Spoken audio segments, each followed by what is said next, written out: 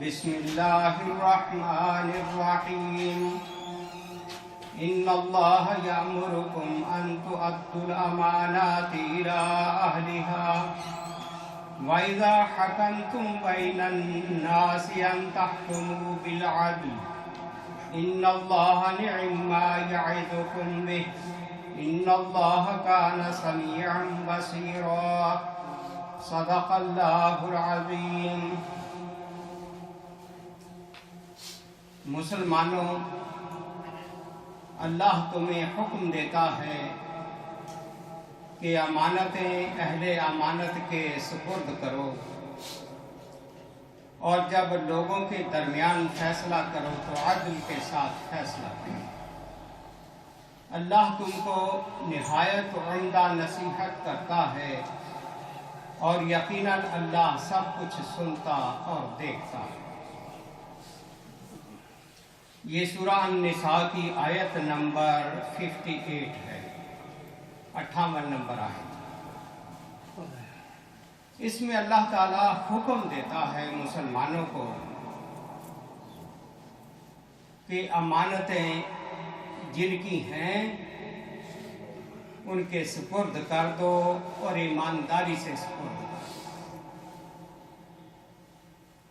یعنی امانت میں خیانت نہ کرو۔ اور امانت کئی قسم کی ہے، کوئی کسی کے پاس پیسے امانت رکھے، کوئی کسی سے راز کی بات کرے، کوئی اور چیز کسی کے پاس امانت رکھ دے۔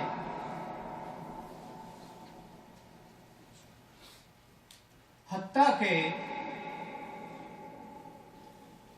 حکومتوں کے بل ادا کرنا یہ بھی امانت ہے کہ جتنی بجلی آپ نے خرچ کی ہے اس کا بل ایمانداری سے ادا کرو۔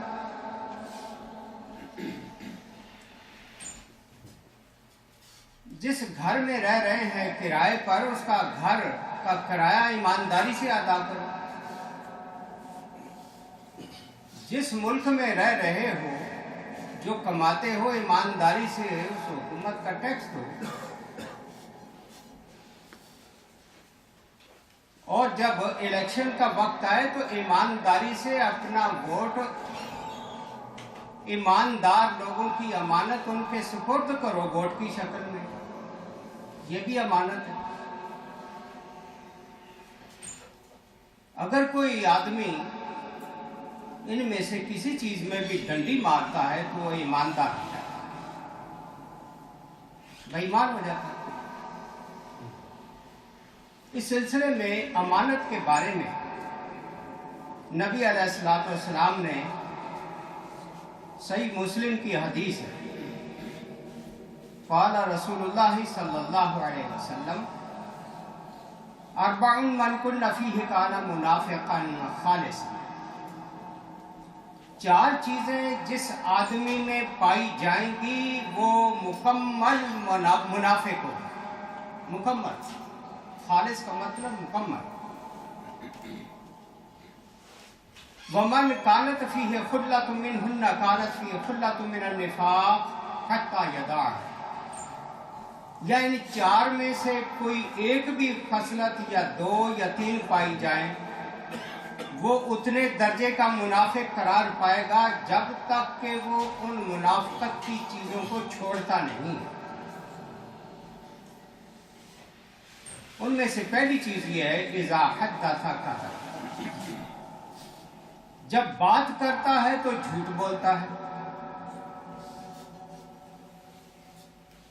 چھوٹے لیول سے لے کر ریڑھی پر فروٹ بیچنے والا بھی اگر جھوٹ بولتا ہے تو وہ اس حدیث کے زمرے میں آتا ہے۔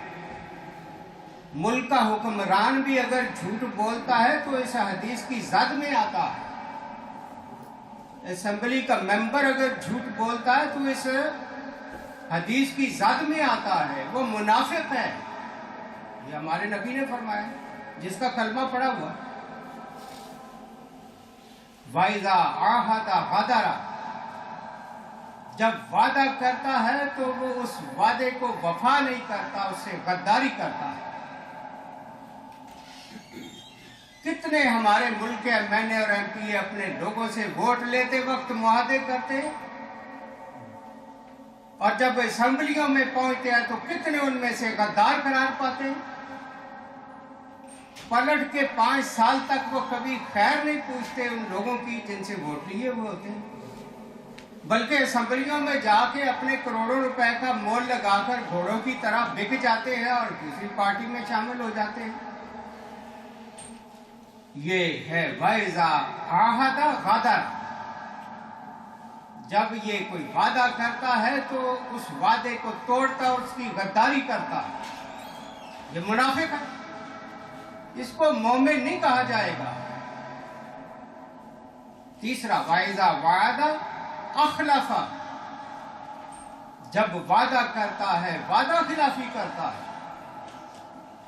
چوتھا وَإِذَا خَاصَمَ فَجَرَ، جھگڑتا ہے تو بکواس کرنا شروع کر دیتا ہے،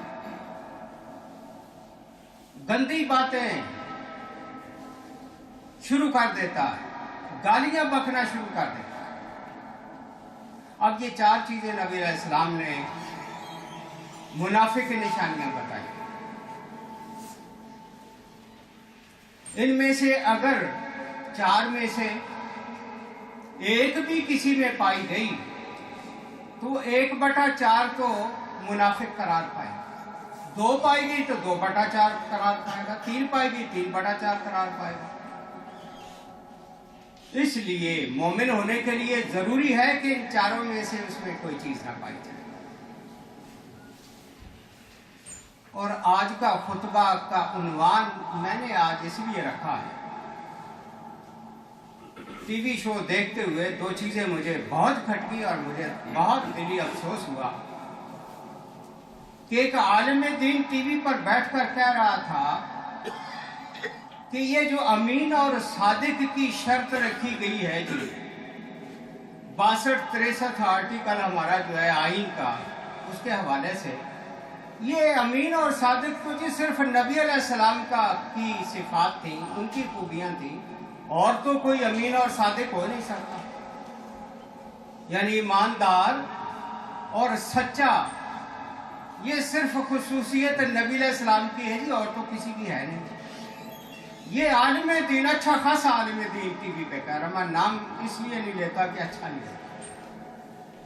بہت افسوس ہوا کہ یہ کون سا دین پڑا ہوا ہے، یہ کس دین کی تبلیغ کرتا ہے۔ سارا قرآن بھرا ہوا ہے قولوا قولا سدیدا، بات کیا کرو تو سیدھی اور صاف کیا کرو، اللہ کا حکم ہے۔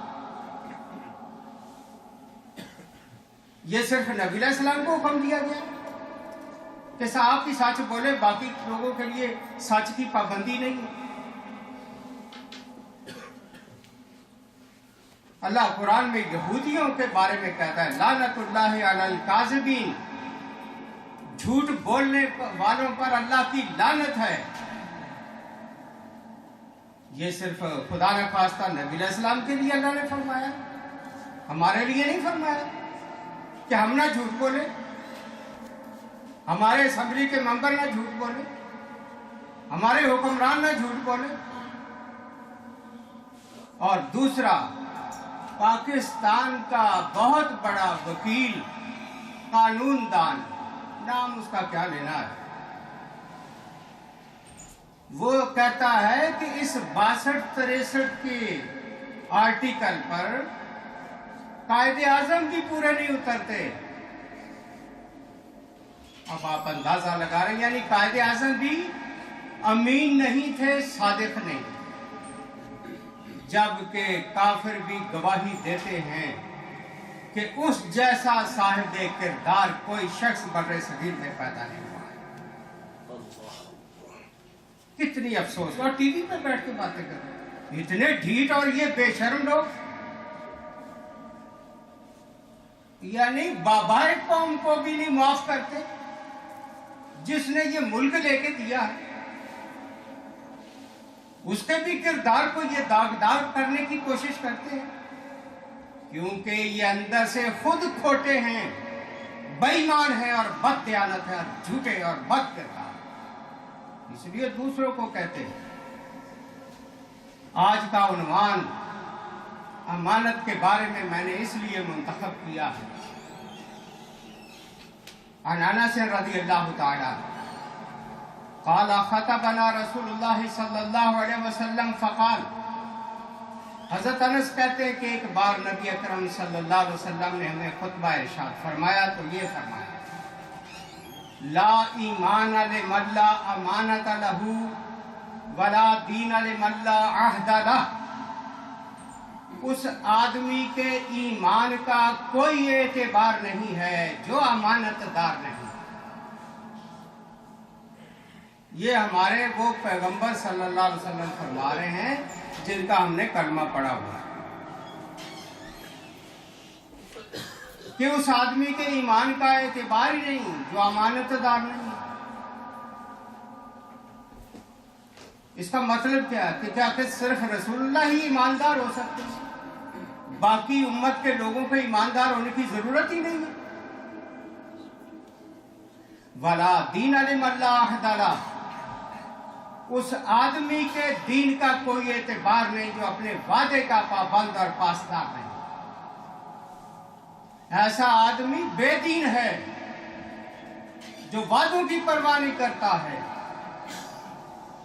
یہ نبی علیہ السلام کے فرامین ہیں، کسی عام آدمی کی باتیں نہیں ہیں، مانے یا نہ مانے، یہ اس کی باتیں ہیں جن کو ماننا ضروری ہے۔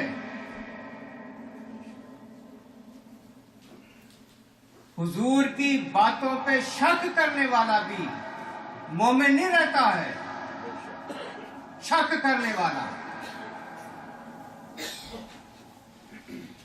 آپ صلی اللہ علیہ وسلم نے یہ بھی فرمایا، ان اول ما یرفع من الناس الامانہ، سب سے پہلے لوگوں میں سے جو چیز اٹھا لی جائے گی وہ امانت ہوگی۔ لوگ ایماندار نہیں رہیں گے، خیانتیں کریں گے، امانت اٹھ جائے گی۔ وَآخِرُ مَا يَبْقَى الصَّلَاةُ، اور مسلمان امت میں آخری چیز جو رہ جائے گی وہ نماز ہے، نماز پڑھتے رہیں گے۔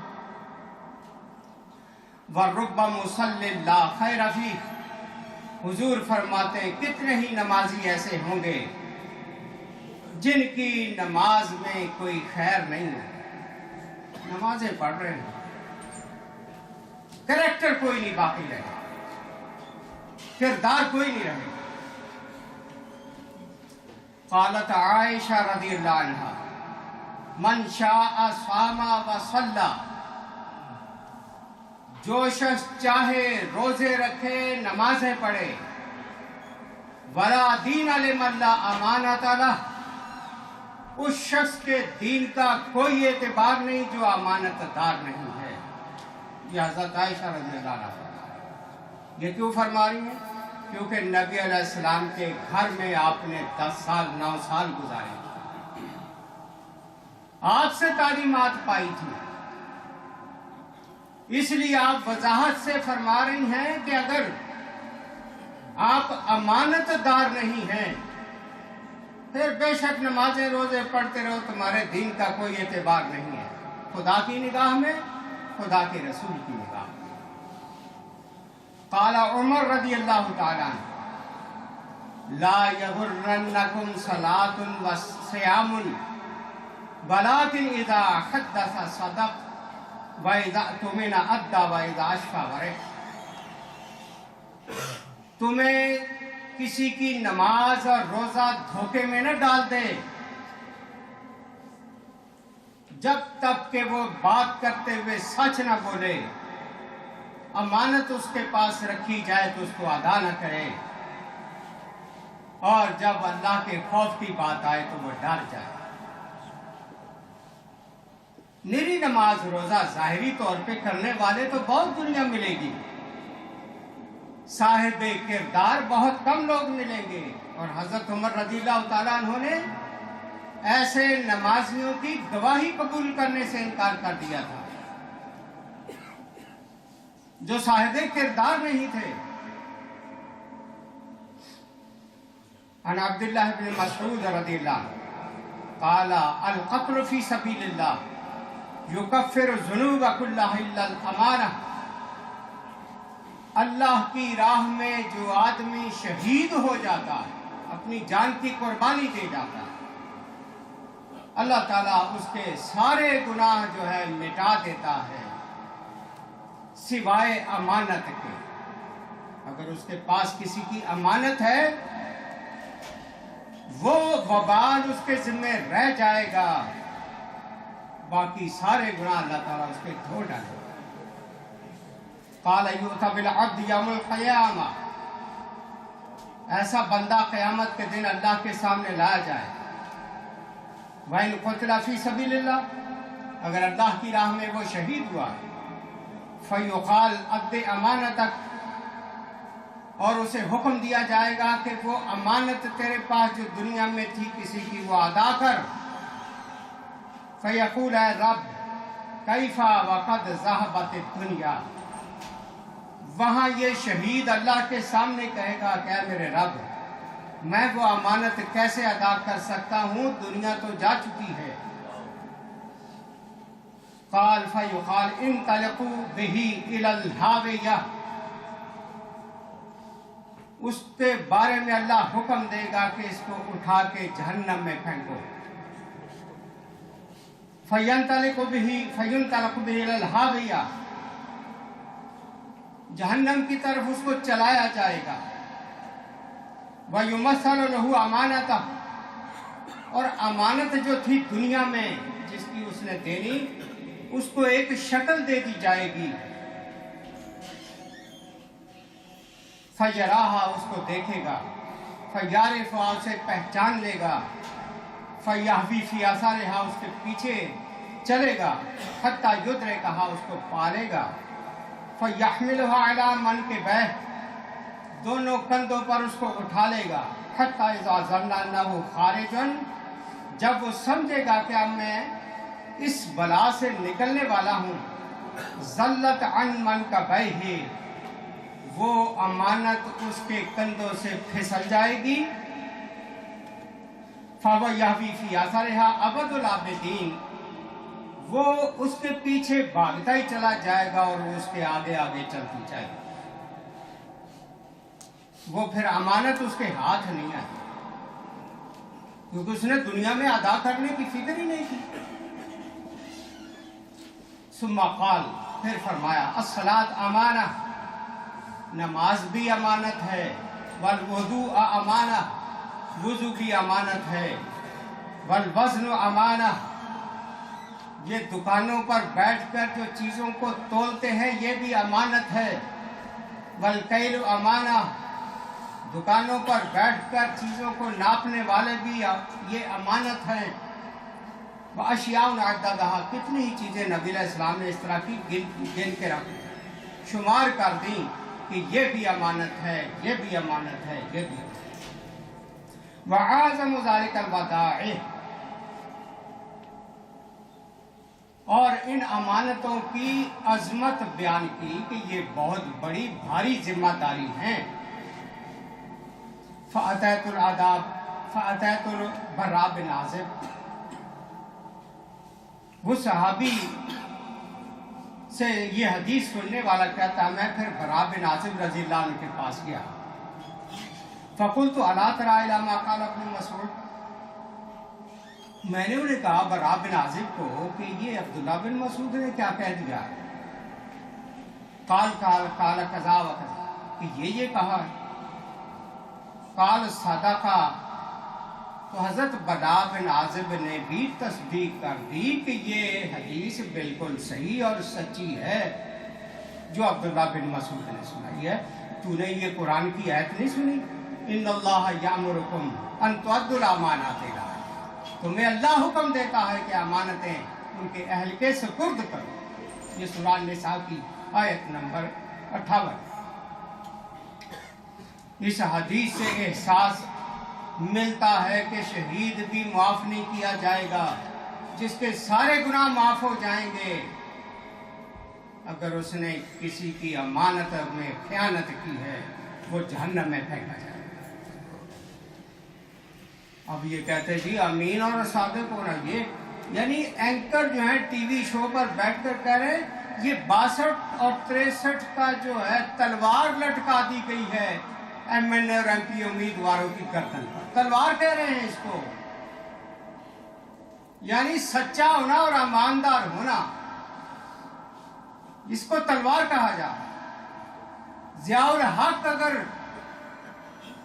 قانون کی وائلیشن کر کے ملک پہ قبضہ کر جائے اس کو غدار کہتے ہیں، پرویز مشرف اگر قانون توڑ کر قبضہ کر جائے اس کو غدار کہتے ہیں۔ تم اگر 62 اور 63 کی دھجیاں بکھیرو تم غدار نہیں ہو؟ آئین کی وہ بات ماننا جو اپنے موافق ہو، اور جو اپنے موافق نہ ہو کہنا یہ تلوار ہے، یہ وہی بات ہے جو اللہ یہودیوں کے بارے میں کہتا ہے، افتؤمنون ببعض الکتاب وتکفرون ببعض، تم کتاب کے بعض حصے کو مانتے ہو اور بعض حصے کو نہیں مانتے۔ یہ ہیں وہ لوگ بد کردار پاکستان کے سیاستدان اور حکمران جو ایماندار ہونے سے گریز کرتے ہیں، سچ بولنے سے گریز کرتے ہیں۔ ان کو آگ لگی ہوئی ہے کہ ریٹرننگ آفیسر ان کو یہ کیوں پوچھتے ہیں کہ تم نے بینکوں کے پیسے دینے ہیں، تم نے بل کیوں نہیں دیے ہوئے ہیں، تم نے خزانے کو لوٹا ہوا ہے، تکلیف ہو رہی ہے۔ اور ساتھ کہتے ہیں کہ اس پر تو قائد اعظم بھی پورے نہیں اتر سکتے۔ لعنت ہے ایسے سیاستدانوں پر، خدا کی مار ہے ایسے حکمرانوں پر اور ایسے سیاست کے امیدواروں پر جو اس قانون کو، پاکستان کے قانون کو، جس کو تمام سیاسی اور مذہبی جماعتوں نے سن 73 میں متفقہ طور پر پاس کیا تھا اور اس کے بعد ترامیم بھی متفقہ طور پر پاس کی ہوئی ہے، کسی کی جرت نہیں ہے کہ یہ 62-63 کی جو آرٹیکل ہیں ان کو بدل سکیں۔ ایک کہہ رہا تھا سیاستدان کہ ہم نے کوشش کی تھی اسمبلی میں ان کو بدلنے کی، لیکن میجارٹی نے بدلنے نہیں۔ انہیں پتا ہے کہ پاکستان کی عوام کی اکثریت کو اسلام پسند ہے، عام مسلمان پاکستان کا اسلام سے محبت کرنے والا ہے، یہی وہ چور اور ڈاکو اور بد کردار ہے جو اسلام سے گریزاں ہے۔ اور ساتھ کہہ دیتے جی 72 فرقے، کس فرقے کا یہاں قانون چلے گا؟ یعنی ماننی نہیں ہے کوئی بات۔ تو ایک شخص نے ٹی وی پہ کہہ دیا کہ سود کے بارے میں اللہ نے قرآن میں کہا کہ جو سود لینے دینے سے باز نہیں آئے گا وہ میرے اور میرے نبی کے خلاف کھلی جنگ کرنے کا اعلان کرتا ہے۔ اب اس میں بتایا جائے کہ کون سا فرقہ مخالفت کرتا ہے۔ کیا شیعہ اس کی مخالفت کرتے ہیں سود کی؟ کیا دیوبندی، بریلوی اور اہل حدیث اس کی مخالفت کرتے ہیں؟ سارے فرقے قرآن کی عیسائیت پر ایمان بھی رکھتے ہیں اور اس پر عمل کا تقاضا بھی کرتے ہیں۔ پھر کیسے بہانہ کیا جاتا ہے کہ یہ مولویوں کا تو ایمان ہی ایک نہیں، ان کا تو دین ہی ایک نہیں، یہ تو کئی فرقوں میں بٹے ہوئے ہیں۔ اس قدر بد نیت ہیں پاکستان کے حکمران، جب سے پاکستان بنا اور آج تک انہوں نے لوٹنے پہ سارا زور لگایا اور قوم کو کنگال کر کے رکھ دیا۔ ہمیں تکلیف اس لیے ہے کہ ہم در بدر ملکوں میں دھکے کھا رہے ہیں اور یہ وہاں یشیاں کر رہے ہیں۔ اگر یہ انسان کے بچے ہوتے ہمیں دنیا میں دھکے کھانے کی ضرورت نہیں تھی۔ ہم اپنے وطن میں رہتے ہیں، ہم اپنے خاندان اور قبیلے میں رہتے ہیں، بیوی بچوں میں رہتے، بہن بھائیوں میں رہتے، دوست احباب میں رہتے، اپنی سوسائٹی میں رہتے، اپنی روایات پہ قائم رہتے۔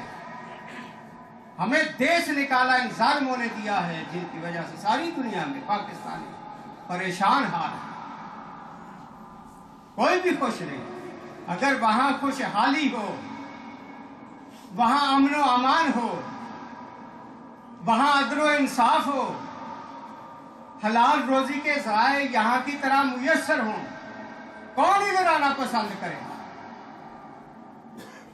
اس لیے ہمیں بڑا دکھ ہے کہ بار بار وہی لوگ قبضہ کرنے کی کوشش کرتے ہیں جو شروع سے آج تک لوٹنے پہ لگے۔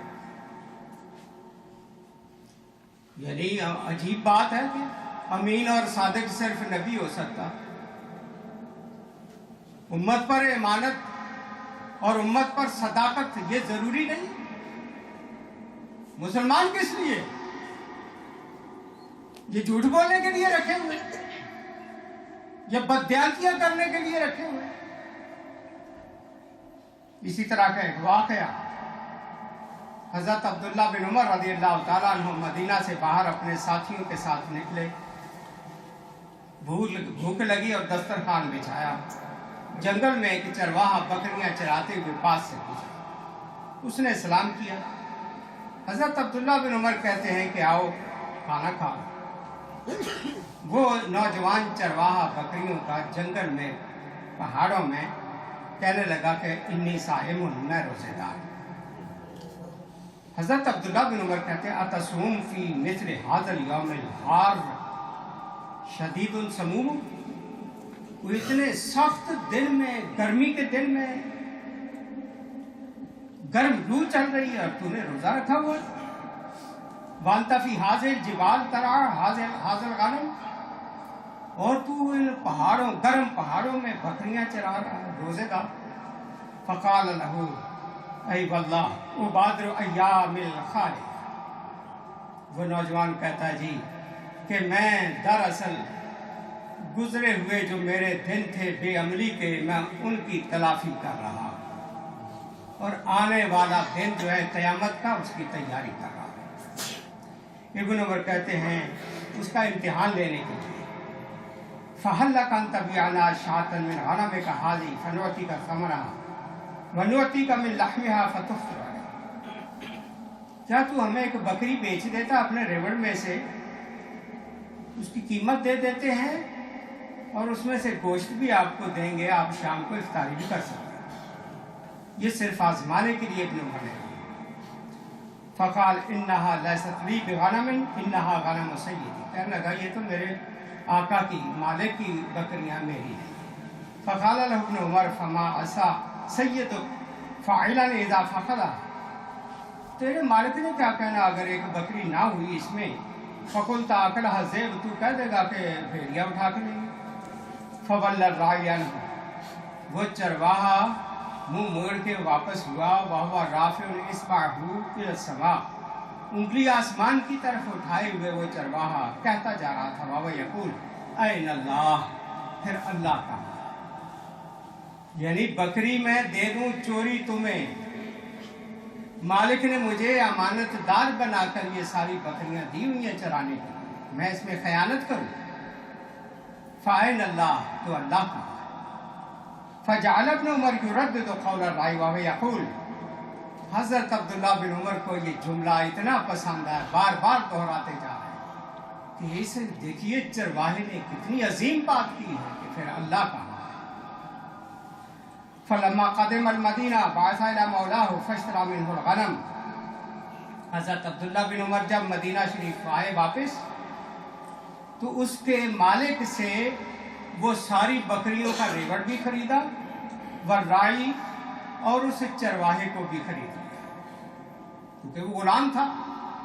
فَأَعْتَقَ الرَّاعِي وَوَهَبَ مِنْهُ الْغَنَمَ، اس چرواہے کو خرید کر آزاد کیا اور اس بکریوں کے ریوڑ میں سے کافی ساری بکریاں بھی اسے دے دی کہ تیرا ایمان اتنا عظیم الشان ہے کہ جنگل میں بھی تو خدا سے ڈرتا ہے۔ حیرت ہے، اسمبلیوں میں بیٹھ کے کتنے جھوٹ بولتے ہیں بددیانت لوگ، شرم ہی کوئی نہیں، انہیں خدا ہی نہیں مانا ان کا کہا کہ انہیں دیکھ رہا یا انہیں سن رہا، اور الٹا مذاق اڑاتے ہیں۔ امین اور صادق تو جی قائد اعظم بھی نہیں ہو سکتے۔ اس لیے میرے دوستو، یہ لوگ بد کردار جو ان سے جان چھڑانے کا وقت آیا ہے، کوشش کریں جہاں تک آپ سے بھی ممکن ہے پیچھے لوگوں کو تلقین کریں کہ ان آزمائے ہوئے کارتوسوں، لانتیوں، بدکاروں سے جان چھڑائیں۔ انہوں نے تو ہر بار اتنا لوٹ چکے ہوئے ہیں پاکستانی قوم کے خزانوں سے کہ پانی کی طرح بہا دیتے ہیں ووٹ لینے والوں سے۔ الیکشن کے موقع پر خرید لیتے، یہ تو کروڑوں میں سینیٹروں کو خرید لیتے ہیں۔ کیا سارے ہی مسلمان؟ کیا آپ نے یہاں کبھی اخباروں میں نہیں پڑھا کہ ہمارے تو ٹیکسی ڈرائیوروں میں سے ماشاءاللہ کئی ایسے ہوتے ہیں کہ سواری اگر کافی سارے ہزاروں ڈالر اگر بھول گئی ہے گاڑی میں تو وہ ٹیکسی ڈرائیور ڈھونڈ کر جا کر اس کے گھر اس کی امانت دے کے آتا ہے۔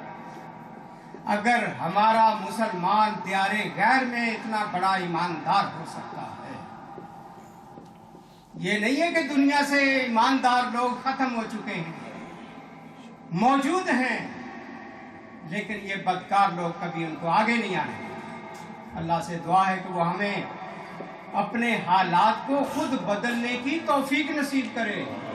ہمارے حالات نہ آسمانوں سے آ کر فرشتوں نے بدلنے ہیں، نہ انہوں نے بدلنے ہیں جنہوں نے بگاڑے ہیں۔ خدا نے آج تک اس قوم کی حالت نہیں بدلی، نہ ہو جس کو خیال آپ اپنی حالت کے بدلنے کا۔ ان اللہ لا یغیر ما بقوم حتی یغیروا ما بانفسہم۔ اپنی حالت اگر بدلنی ہے اور آپ کو اگر اپنا وطن اگر اچھا لگتا ہے تو اس کے حالات کو بدلنے کی کوشش کریں جہاں تک بھی ممکن، جیسے بھی ممکن ہے۔ اللہ ہماری ان کوششوں میں برکت عطا فرمائے۔ ہم بھی کبھی اپنے وطن میں سکھ کا چین جا کے رہنے کی ہمیں بھی کبھی نصیب ہو۔ ہم تو ترس گئے، جاتے ہیں تو ہمارے خرچے ختم ہو جاتے، ڈرتے ہوئے ہم باہر نہیں نکلتے کہ مارنا دیے جائے، اغوانا کر دیے جائے۔ کیا حال بنا دیا گیا ہمارے ملک۔ اس ملک کو سنوارنے کا اگر آج ووٹ کے ذریعے سے وقت آ گیا تو کوشش کریں کہ اس کو بدلا جائے۔ وآخر دعوانا الحمدللہ۔